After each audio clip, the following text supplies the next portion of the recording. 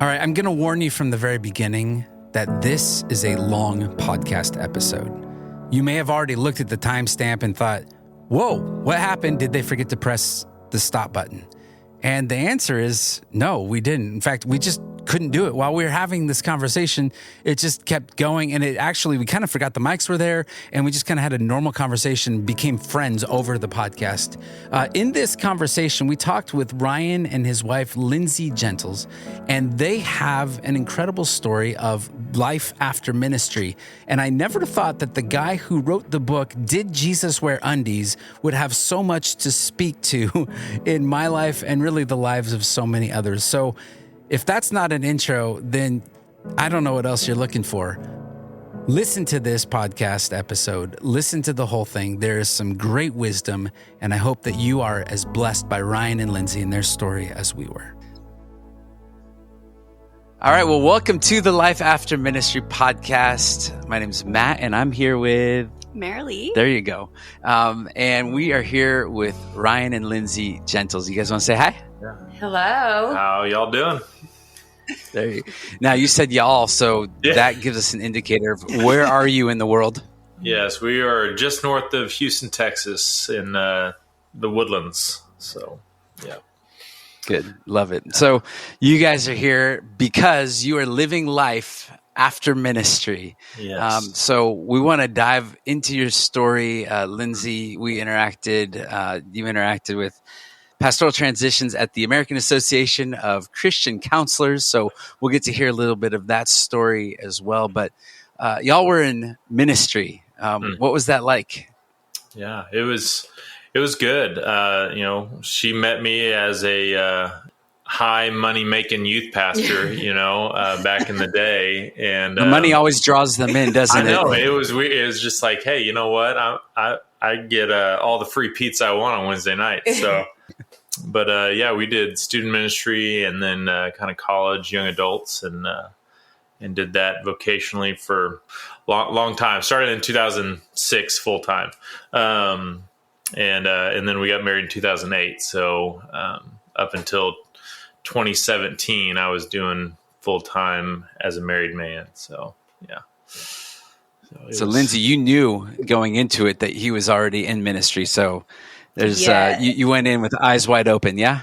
Yeah. Yes. And I was also doing like parachurch ministry with students as well at the high school age. So it was a pretty easy shift. Mm-hmm.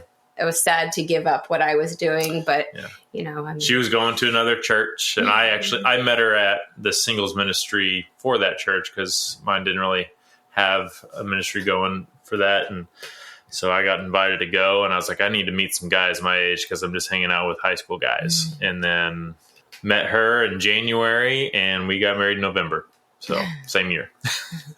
Nice. There you go. Yeah. And so you were in ministry. What was the initiating factor that pulled you out of ministry? Budget. I was unfortunately part of a large budget cut at the church that involved probably around 8 or 9 folks on staff, and we knew it was coming, and we just didn't know what exactly it looked like. We didn't know that it necessarily was going to be just a chunk of people gone. Maybe it was going to be decrease in pay, all this stuff.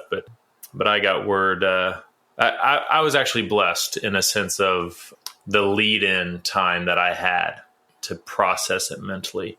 I'd say it was probably January or February of that year that I was asked by 3 separate people above me, what do you see yourself doing in 5 years? And so the third time I heard that question was, is that you, Lord? Yeah, I'll answer that, but let's have a talk in your office right now. And that's when I found out I was currently on the list, and not because I wasn't doing good at my job. I was doing great. I was actually helping kind of form some new things. But I was told that I was one of the most hireable, so they didn't feel they felt like they could put me on the list to be let go. So you can imagine how I took that information. You're so good that we're going to let you go. Yes. Yeah. It was, I had to have them repeat it. I'm like, say that again. I want you to write that down and say it again, So that kind of started the process actually that year of 2017. And I started sending out my resume. I was like, all right, well, I'm on the list. I don't know what's going to happen.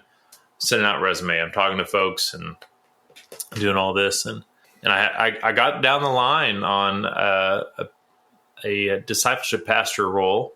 And they had gotten to a point to where they even talked to my pastor for reference. And they had told him, hey, we're going to hire him. And I'd been just feeling this angst about things, and woke up one morning, prayed through it, and it was very clear that God said no, to take your name out of the hat, and not only to no to this job, but no to a church job, no to vocational ministry. Okay, so wait, I have questions. You ready? One is, what did your church do well in that conversation of letting this group of 8 or 9 people, hey, there's a change, there's financial change, we're letting a group of you go. Did everyone in a room, like what went well? What, like, for people who are in that position listening in? Or did anything go well? Oh yeah, maybe not. So it was all individually based. Okay. So they pulled everybody into the office and talked with them individually and didn't let the rest of the staff know who was on that list. I think, simply put, we have a hard time finding things that they did well. I think financially, so timeline to get this was May of that year that everyone was made known if you were going to be let go, and they paid us through the end of August when the budget rolled over. So like maybe that was kind. That was probably right there. The soul thing. That's the positive in that. The rest of it was, I'm there's never going to be an agreement of on my side who should have been on the list or anything like that. And that's neither here nor there. Obviously, I don't think my name should have been on the list, but but God used it. I don't either. In amazing ways. So yeah, that I would say that would be the positive in that. It was like, it wasn't just, hey, you got 2 weeks. It's like, no, we got you through August. Even if you leave for another job, we're still going to pay you through August. Yeah, that's pretty good. The negative end of that was like, don't tell anybody. So there were some. You can tell your family. Maybe. And we're not going to tell anybody either. Right. And that was really hard because it was never something that the church as a whole knew. They did, and I think it was hard for us. They did a little thing at a staff meeting. They asked me to come in with our girls, and they made it like a celebration send-off because he was going to press into, we had kind of a side business working with like, it's now called Body, but like Beach Body. And he was going to push more into that. And so they tried to like turn it into more of a like celebratory, here's what's going to happen. And that was very frustrating. That came in all of the, as I call it, the signing of the papers. Ironically enough, happened the same week that I was originally hired back in 2006. And so like that week for me is like this bittersweet, like, oh, awesome memories here. And then, oh, terrible memory here. And my plan, it was basically like I said, hey, we're going to pay you through here. You find another job. Great. Awesome. We'd love for you to work throughout this time, but it wasn't a requirement to stay on. Right. And so I wanted to end well because of the decade there. At this point I'm doing college and young adults. So a majority of those people that I'm serving alongside and ministering to, I had as students. And so I've spent the last decade with these people. And I can remember the next 2 days, I think it was, I'd just go into the office and just get mad if I saw any decision made in regards to money. And I'm like, no, that's stupid. And so Lindsay's like, you can't do this. This is not healthy for you. We have to figure something out. So wisdom from her led me to then just say, all right, I'm going to give them 2 weeks and just be done working. What do you guys, what do you think about, and this is what I hear from a lot of people coming out, is we try to end well. We want to, and what that means is we keep our mouth shut. We don't say a lot because we're trying to keep the peace. Yeah. And I'm even just curious, Lindsay, because you are a therapist, I'm just curious. I was talking to a therapist yesterday who said that all counseling is grief counseling. That there is something about unmet expectations that we have to somehow overcome, but we don't really grieve very well in the church. One of our last podcasts, we talked about that a little bit, but how do we do that and be true to what Ryan's trying to end well, but internally that doesn't totally line up with how he's really feeling. And is there a way to kind of bring those two worlds together? I don't know if I don't know what the best answer is. It's one of those, I feel like I was so emotionally involved in that it's hard to step back and give a clinical answer to that. But it felt like they tried to remove emotion from the experience, and that's just not possible, right? Because church was his job, but it was also our family. And so it was deeper than I think a lot of other type of jobs where this was the people that we were around all the time.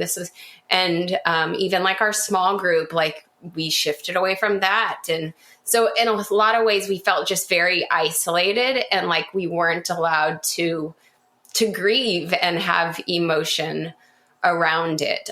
So I don't know exactly what the answer is other than discuss it, have the emotional conversations of how hurt it was. I think one of the frustrating things was when he would say that, when he would talk to one of the other pastors on staff that was kind of in making the decision, he would talk about how difficult of a decision it was.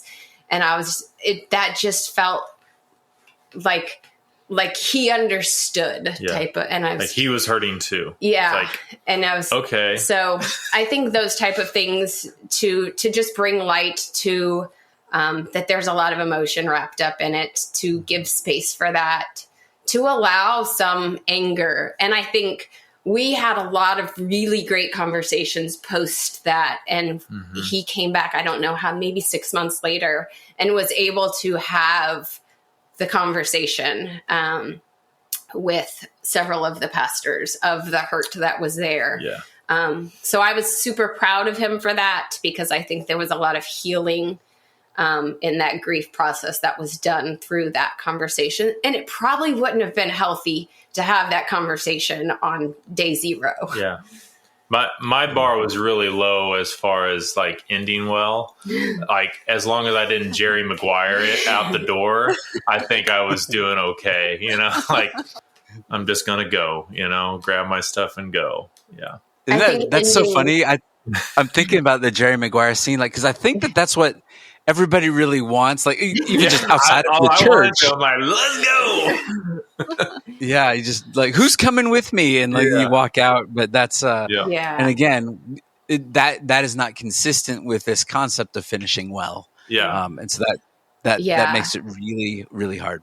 And I think finishing well, partially for us, we were just how do you leave and not hate the church? Right. And so that's where we were with it's time for you to go, because there's just bitterness building in you. Yeah. And that's not okay. So I think the finishing well was for our family, for him personally, how do you leave and grieve and not allow bitterness to win out, to lead in this situation.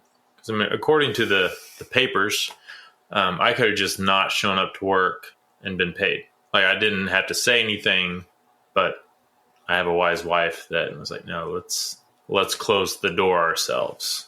It was tough. And on top of that, with me not taking that job and knowing that whatever was coming next was not what I had known at all as an adult, because as an adult, I'd only been a church staff member, never just a church member. Came out of college and started seminary and then started that job. Like that's what I was doing. And so I was, when I was told why didn't you take that job? You know, you're a churchman. I thought to myself, I don't even know what that means, but I don't like it. You know? I'm glad you said that, because I didn't know. Yeah, I'm like, I'm just following what I believe the Lord is calling me to do, even though I don't know what it is. He's just saying this direction, not this one. Lindsay, you had said something a while back about how Ryan's transition out of ministry really impacted your whole family. And I was wondering if you could speak a little bit more to that. Just, I think in pastoral transitions, one of the things that we're trying to bring awareness to is just that this doesn't just impact, the man losing his job and all that stuff, but it really, because it's ministry, profoundly impacts everyone. So I was wondering if you could speak to a little bit of what your experience was and how that was for you and the kids. Yeah. Well, I think we first realized how much ministry jobs impacted the whole family when before kids, moved for a job for him. And just in conversation with others, we talked about how when you move for a ministry job, like that, there's his job, but it's also your church that you have to try to make your people, right? Whether there's great connection there or not. And so that revelation, I think, happened a couple years before. But then when moving into him losing his job, that was our small group made up of mainly at that time people who were in our same stage of life. So they were our small group, but they were also our friends. They were our kids' friends. They were where our two kids were going. That's where they were going to school at the time, just like Mother's Day out. And so it wasn't just hey, you're not going to go to work there anymore, but it's we're also not going to go there on Sundays anymore. We're not going to take you there on Tuesdays and Thursdays. We're also not going to go back to our friend's house on Tuesday nights when we do, Bible study. And so it changed. It was like all of that stopped at the same time. And so we just kind of sat, and, you mentioned the word grief several times, and we had to grieve all of those things, I would say separately as they showed up, during the week. And it was like, well, we're not going there. What do we do instead? Yeah. And, who are our people now? I was going to say, was there a weird dynamic that you guys weren't supposed to talk about it? Did that include, you really weren't supposed to talk about it with your small group and your community? Yeah. Yes. And I would say there were a few people that probably knew a little more. It was just a strange season as well, because some of the families, I broke the rule a little bit. Some of the families though had just shifted out, and one of the families that we were close to had just moved to plant somewhere else in the country. And so that also, they would have probably been a family who would have really come alongside, but they were now gone. So I think there was so much uncertainty as to how to handle it, even amongst our friends who were, because a lot of them were also still staff people. And so it just got really tricky. I think just navigating through that season. And so in that, like trying to shield the girls, I talked a little bit earlier about their ages were 2 and 3. We wanted them to know Jesus and love the Lord and love the church. And so, but at 2 and 3, they're very black and white thinkers. Yeah. And so if mommy and daddy are emotional about this, or they say that they are hurt, then that has to mean that the church is bad. And that's thankfully not the way that it works. But at that age, that's what makes sense in their little minds. And so how do we be open with them about, hey, we're not going back there. We probably won't. Because they'd be like, well, what about next week? And we probably won't go back there for a really long time. Yeah.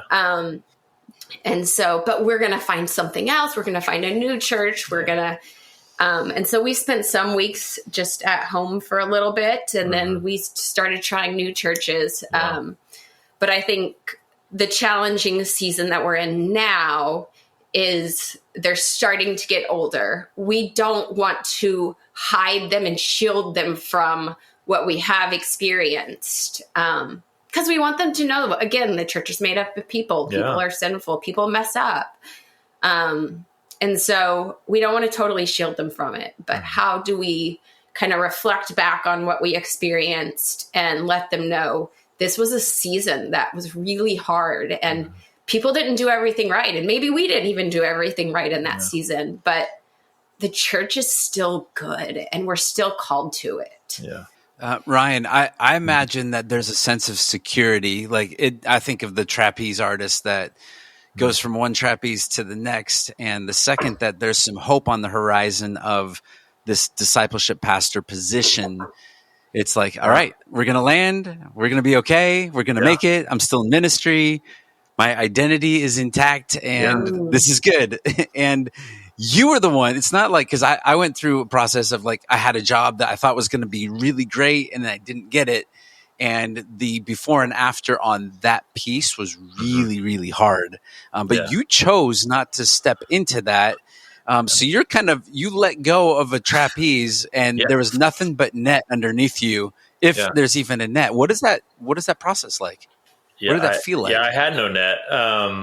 So I didn't know how far we were going to fall. It was, I think that, I think our relationship was and is in such a place that the trust level that she has with me in making decisions like that really helped enable me to do that.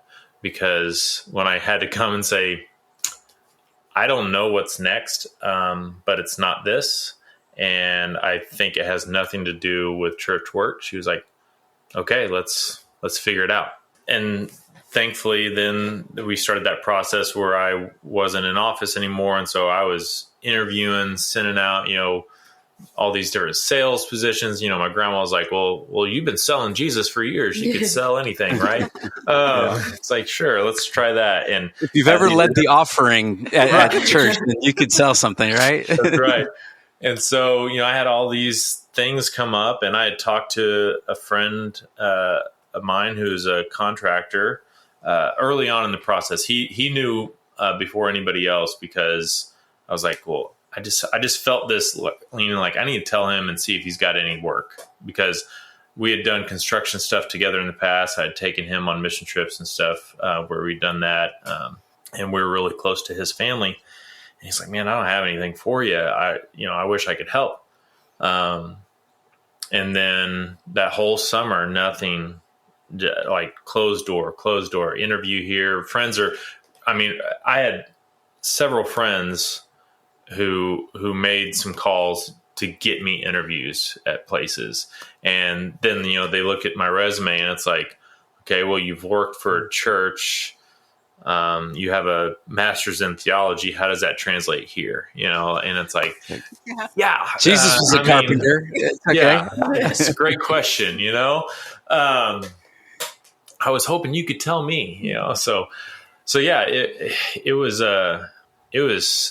scary. I had, like she said, it was several months down the road after I started in construction that I truly processed it. I think God allowed me to just hit the ground running, trying to find what was next in that. And so I didn't properly walk through it emotionally and everything else of, oh my goodness, this is big and huge and scary. So coming to August, when my last paycheck is coming, I had an amazing blessing that, like, the week my last paycheck was coming, my dad calls and he's like, I know, and my parents are believers. And, you know, for them, when I told my dad that I turned down a job when I didn't have one in the future, he was like, okay, what are you going to do? You know, and he was great. He'd be sending me job postings, all this stuff. Right. Well, he calls and he's like, I don't want you to jump into something that it's not what God wants you to do. So we're going to pay your mortgage until you find it. Aww. And I'm like, okay, you know, did not see that coming. Well, if you know anything about Houston in 2017, we had this awesome storm called Harvey. And Hurricane Harvey hit that weekend, like 2 days after my dad calls and a day after my last paycheck, basically. And then my friend who's a contractor calls that weekend. He's like, hey, you still need a job? Because I think I'm going to be busy. Mm-hmm. I was like, yeah, I do need a job. What do you need? And so I started working for him, and I did all these bids and managed the Harvey houses and all this stuff for the next while. And God just, so your question when we were chatting earlier about like what put me into construction, well, that, I mean, it was just like this absolute need. And then in the midst of a massive storm in Houston, God places a pastor in the homes of 12 different families who, it's one thing if you're remodeling a home and you choose to, and you're planning to, but if you're remodeling a home because you had 6-8 feet of water in it and your world's upside down and your kids are displaced, you know, all this stuff. Like, I did quite a bit of marriage counseling in the midst of a bare living room with folks as they were walking through, trying to make decisions and trying to do this. And like, just like God used that time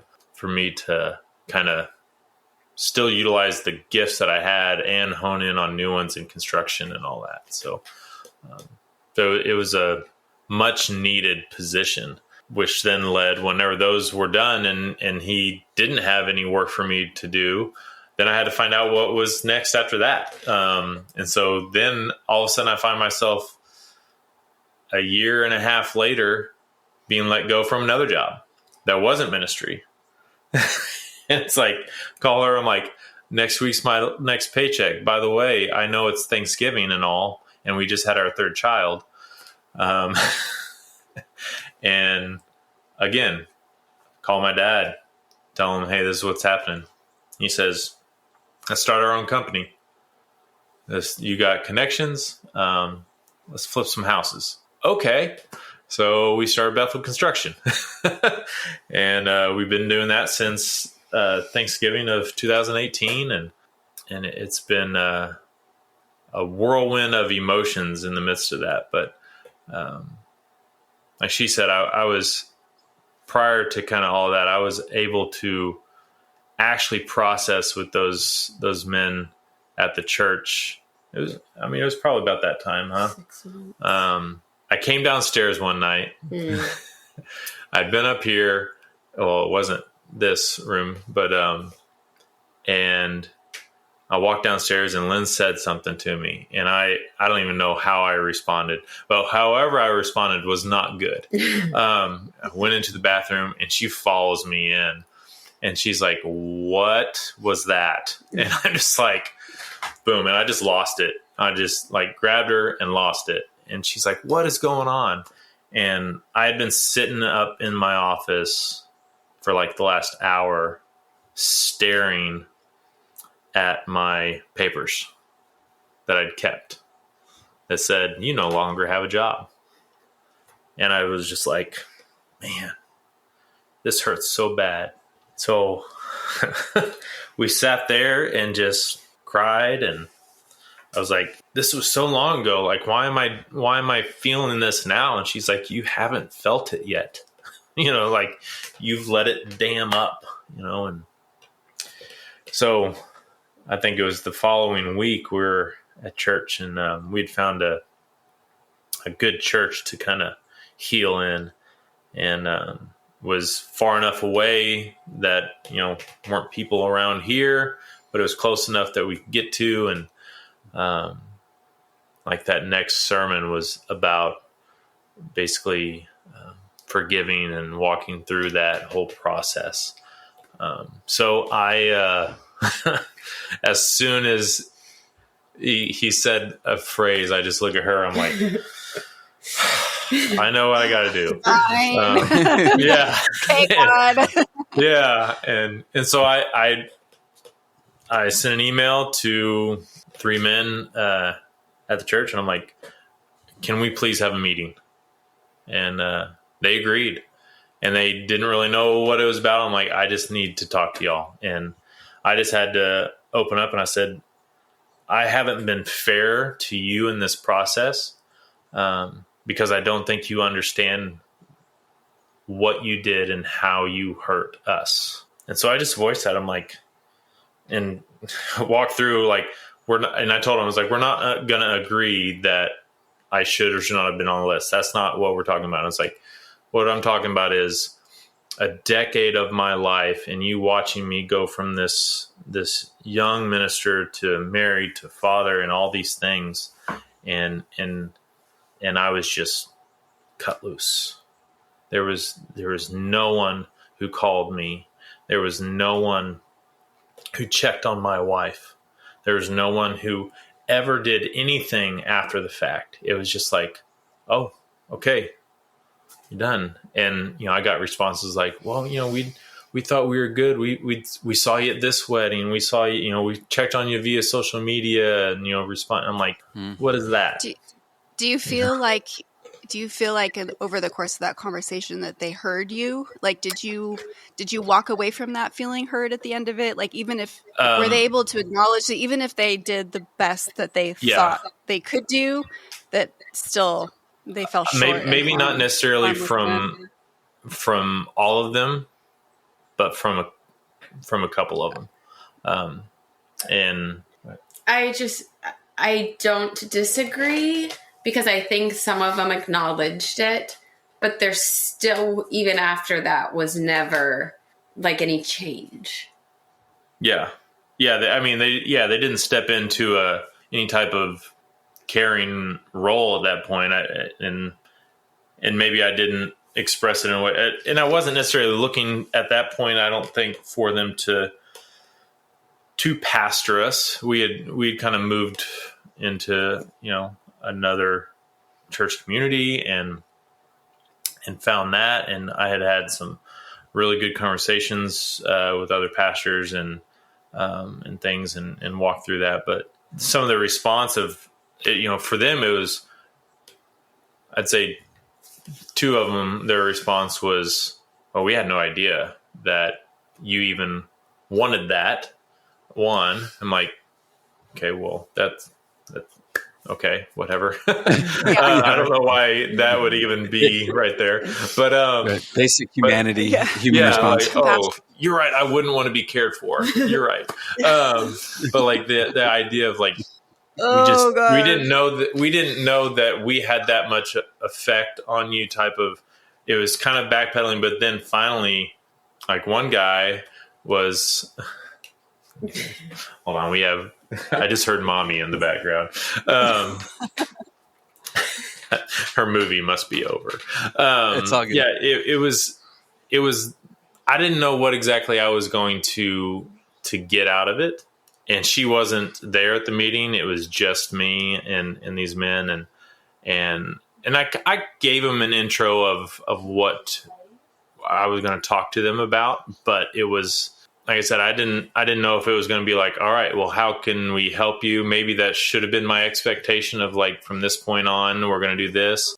Yeah, I've told people, and good on you, Ryan, for jumping into that conversation, because that's not easy. It's incredibly hard, and you're a good human being for doing that. And as I've talked to a couple people about that, even that same scenario, what did it do for you? Like, despite the response, you have to go into that conversation knowing that I'm doing this to release something in me that I'm holding on to. So despite whatever reaction that you got from some and not from others, what did it stir or change in your heart? What did it let go by doing that? Because some people are in that place right now trying to figure out that it feels like too big of a step, and I don't think that they're going to give me what I need in that. Yeah. So going into it, I had already forgiven them for that. And so my conversation was not seeking an apology. And so I think mentally I was prepared for no verbal apology in that. And so afterwards, once I just kind of released that of like, I need you to know like this, and this, I can remember the next time I drove past it, I wasn't angry. I didn't feel like, I mean, it was physically changing to me when I would drive past it. But after that meeting, I could do it. And I remember starting to pray for the church then. And I didn't want to. That was one of the things that I can't remember who it was, but somebody encouraged me like, okay, now, have you been praying for them? And until you can, you aren't in the right place. So that conversation took me to that place of I have forgiven them. We're walking past this, and I can seriously pray for God to move in that place like they've never seen. This is, everything that you've shared is the reason why we started Pastoral Transitions. And we love the church, but the church needs help, especially in these transition spaces. I think what we've all learned is life is full of transition, that the church is not the only place that will ever let you go. Right? Like but of all the places that will ever transition you, we should be doing it the best. Yeah. And so we're working with churches on how do we message transition to the person. There's so many key stakeholders in that process. Like, how do we talk to the person that we're going to let go? How do we talk to the remaining staff? I just had a phone call yesterday from somebody at a large nonprofit that was hiding in their office, talking very hushed to me because they said somebody who was here at our nonprofit who's been here for 24 years was just let go last week, and the rest of us are all scared. So how do we message that transition to everybody else who remains? Because there's a culture shift now of we don't care for people on the way out. We might do it before that. How do we do that and message this to the congregation? Because sometimes, like in your situation, we're just not going to message it at all. We're going to pretend like it doesn't happen. It's like when I was in high school, everybody wanted to dine and ditch, and we would just have people leave 30 seconds apart, right? So they would just go, and not that I'm advocating for that anyway. But if we just have a slow, quiet exit and departure, then we don't have to deal with this. And so we're really trying to step into this space, because I think that if we could do this differently, if we can do this better, I wouldn't be sitting here talking to you guys 5 years later, and there's still like something that surfaces that like there's healing for sure, but there's still parts that are a little bit raw and still hurting a little bit. Yeah. I think just as listening to you talk, I think a couple of things, our inability to be able to process with anyone for 3 months was really tough. And I think, you said the church should be doing it differently. And so I don't know, like, I am not a lawyer, and I think that they had a kind of a legal team that said, this is what needs to happen. But so I don't know what that could look like, but I think that's an area that has to look different for the church. If the church wants to operate differently, they have to do it differently in our ability to talk about it, because it isn't just a job. It's so much more than that. And so I think there's an element of that. And then, you asked before, I think that a lot of churches, at least, and I know this church in particular, I still have a professional relationship with them. They still send people my way, and the church does a great job of even paying for people who aren't able to pay for counseling, right? Yeah. And so if that's the case, then that is something that they can provide for people as they leave. Maybe it's a standard set of maybe we're allowing 3 months of pay, and so we'll also allow 3 months of counseling, or we'll allow 6 sessions or whatever it is. But like, we know that there are emotions here, and we want to provide a place for you to process them. And maybe there's a willingness to bring some of the staff in on appointments if there's benefit to that, right? And maybe that's for the individual and the therapist to decide. But I think those are steps in the process of, hey, we get that this is a big deal, but we still care for you and we want to make it smoother. Yeah. I learned something about trauma a few months ago. I don't remember who said it. It was a psychologist somewhere, but she was talking about, I think it was specifically in children, but her point was that terrible things can happen, difficult situations can happen, but what actually forms the actual trauma and the damage in the brain and the psyche and all these things is actually having to go through it alone. And and that just stood out to me because, life is full of unfortunate things happening. And I think it has implications for how we parent our kids and how we're able to come alongside them. But I think there's an implication for the church here too, that even in the process of doing something difficult, like letting a pastor go for whatever the reason is, like the repeated theme is, man, we just felt so alone in the process. But if there was a way for the church to be able to come around and support and give infrastructure, the lasting trauma and effect of losing all of this, I think, would just be so significantly lessened. Yeah. And that conversation needs to happen at the moment, at day 0, right? Of, hey, we know this is hard, and I joke, but it's true. Is like oftentimes the girl that broke your heart is not going to necessarily be the one that helps heal your heart. Sure. Right. So you might need an outside party, but I think it's really good for a church to be able to say, while our working relationship is ending, we also don't want to leave you alone. We don't want you to feel like you're alone. So let's talk about what our engagement looks like.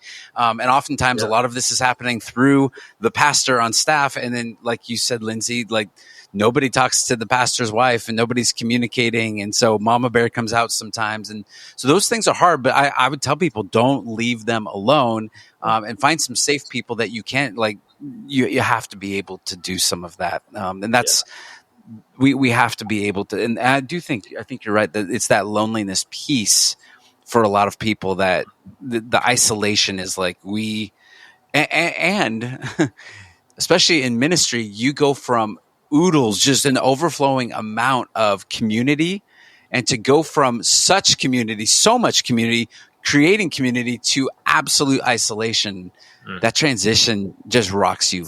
It's brutal. Yeah. I love the heart of y'all's, what y'all are doing, because I think one of the things that I told him early on afterwards is like, I am not going to let someone that I see walk through being let go from a church.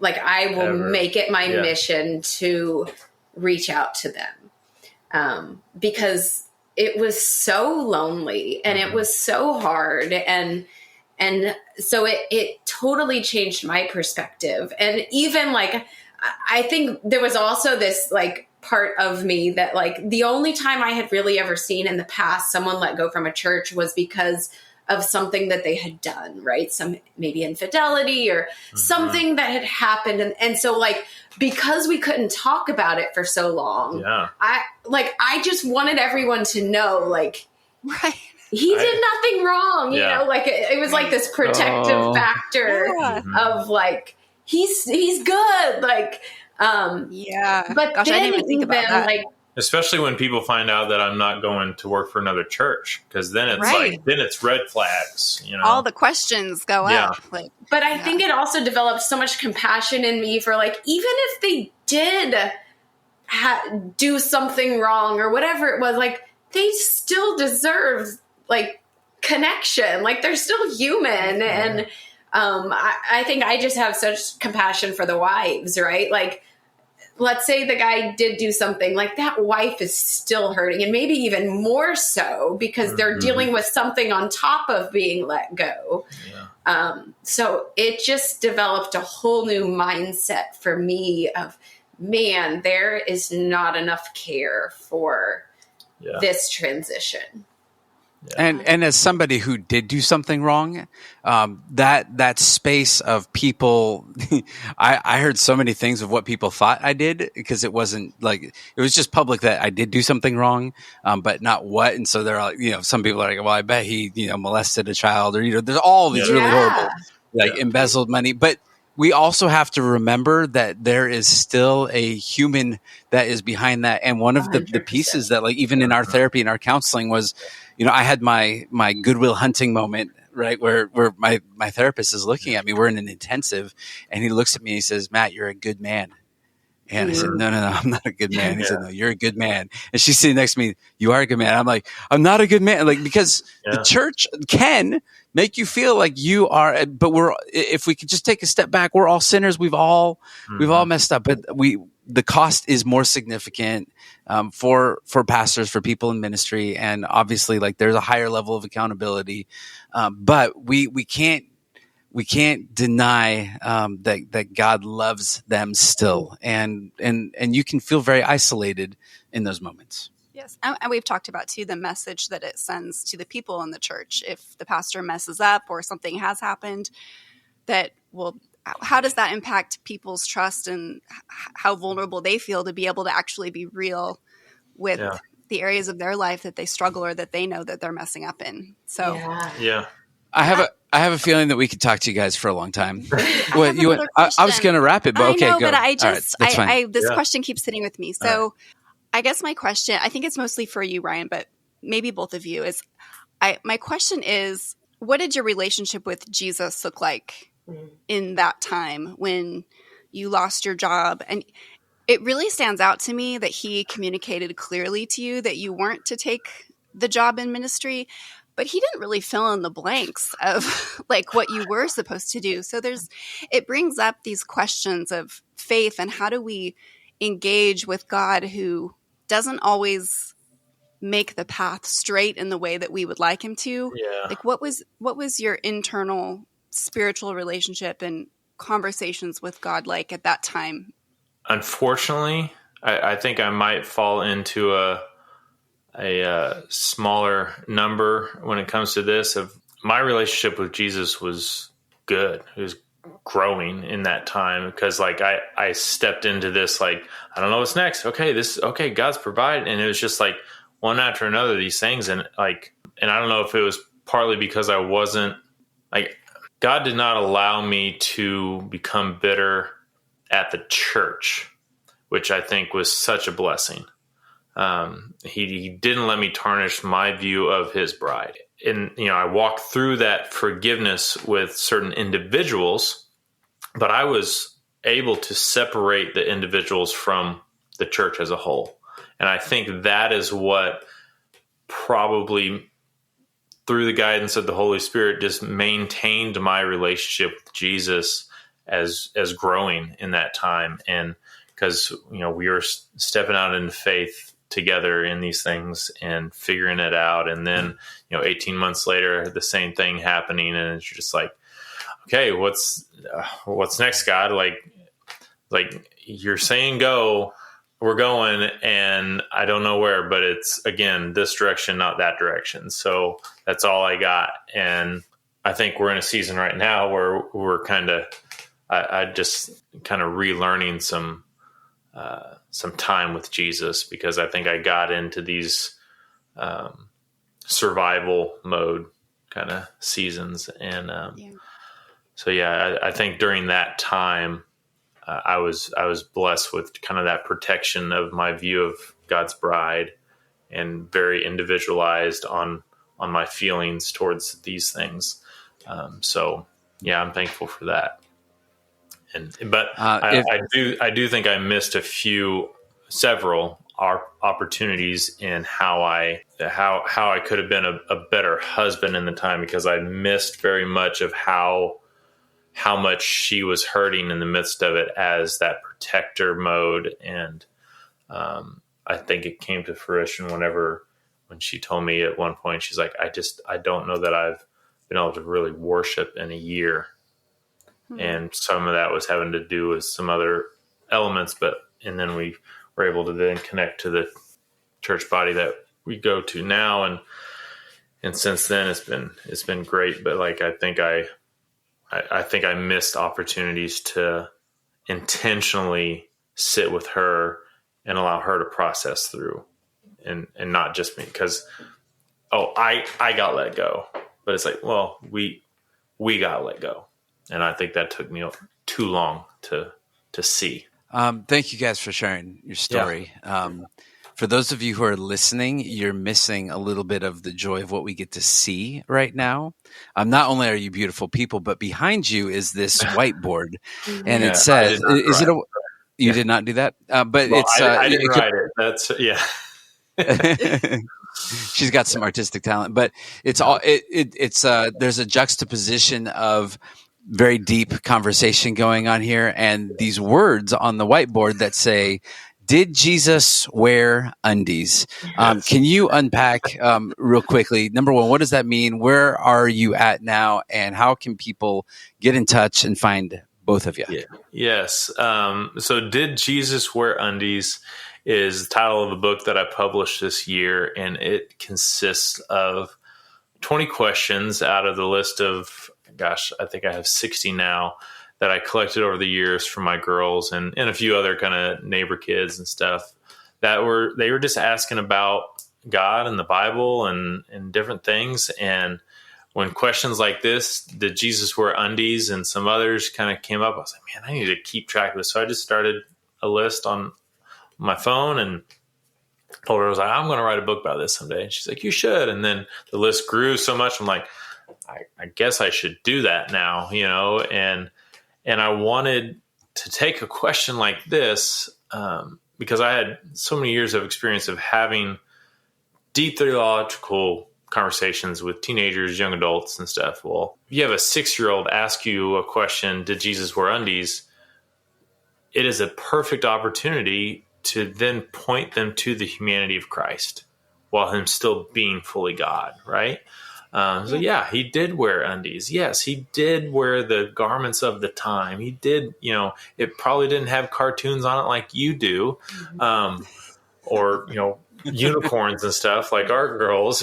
but yeah, he was fully man. And so you get to have these sweet, short conversations that are just building blocks of faith for them. And so I wanted to, the book is it's not a children's book. It is a parent's guide to answering big Bible questions for little ears.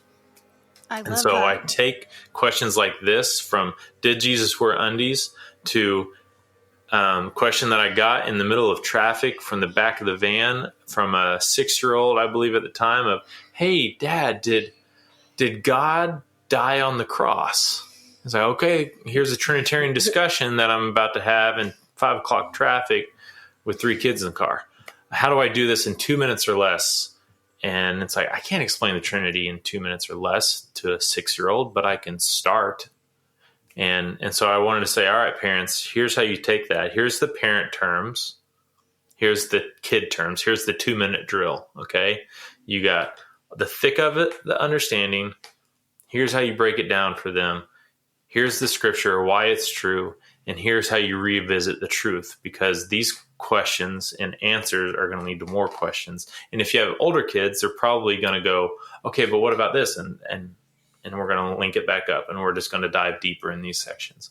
So that came out in January, and you can find that on Amazon. I can shoot you the link if you want that in notes or anything like that. But yeah, that was a fun project, and she was big time encourager for me. And the girls, each of the girls have at least one question in there. I believe my youngest, one of hers was, what is a blessing? And then in regards to when we would at the end of prayer say, in your holy, holy, holy name, why do you say holy? And it's like, that's a great question. And that's kind of how I would read. That's a great question, honey. Let's dive into that. So yeah, it makes me wonder what kind of questions Jesus would have gotten. Cause you know, like the scripture talks about him enjoying his time with children. It makes me wonder what kind of questions they brought to him and what silly things how he would have responded and taken those questions and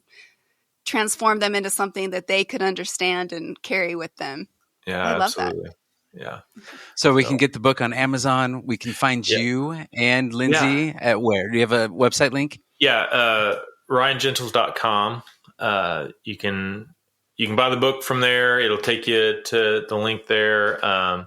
You can send in some questions that your kids have. And what I'm doing when the podcast goes live for that, I'm teaming it up with a podcast, just the Jesus Wear Undies podcast. And we're diving into questions that aren't in the book that are on my list. And we're taking in questions from parents and such.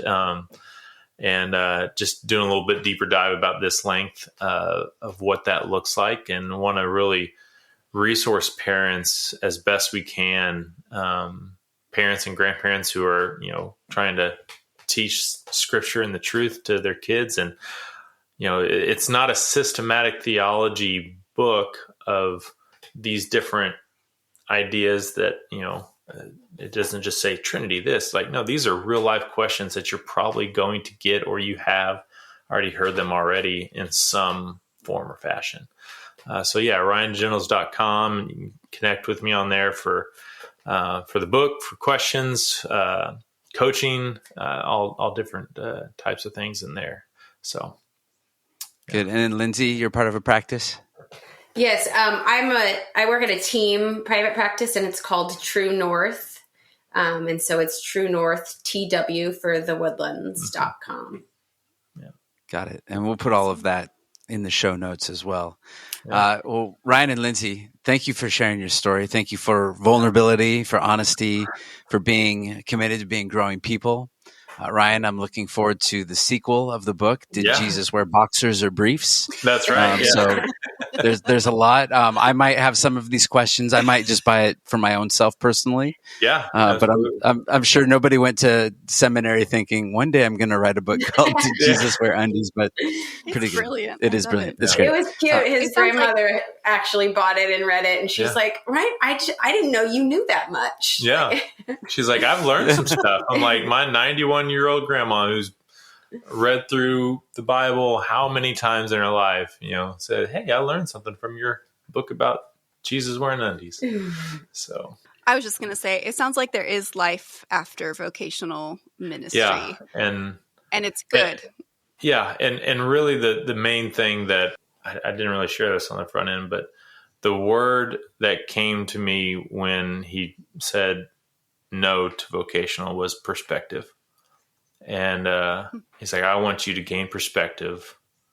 And at the time I had no idea what that meant other than just church member versus church staff. But there's so many different things that he's teaching me and keeping track of, just so I can process more of like, oh, okay, perspective as far as like us serving together, perspective as far as us, praying for pastors and all these different things that we can be a part of. And so that it's just the life after ministry is definitely real and a blessing if you just trust that God's going to use it.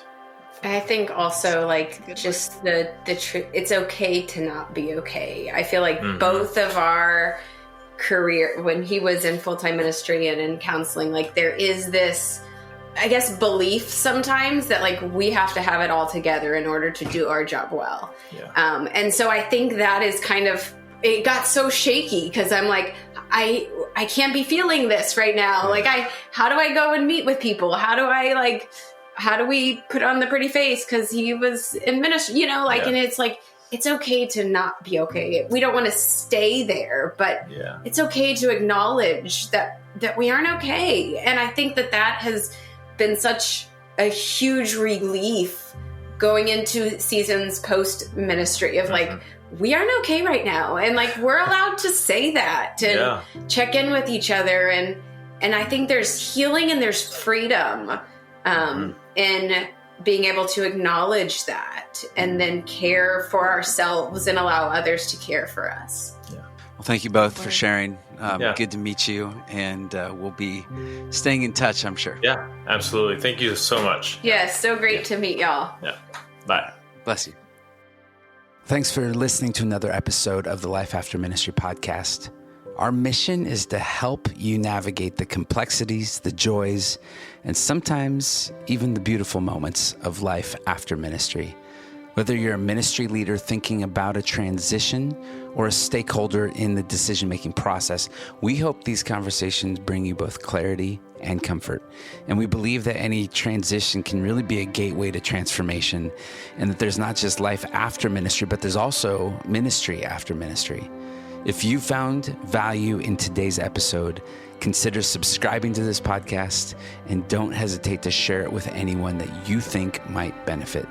The journey is sacred, and we're committed to walking alongside you, providing resources, encouragement, and a community where stories are heard and valued.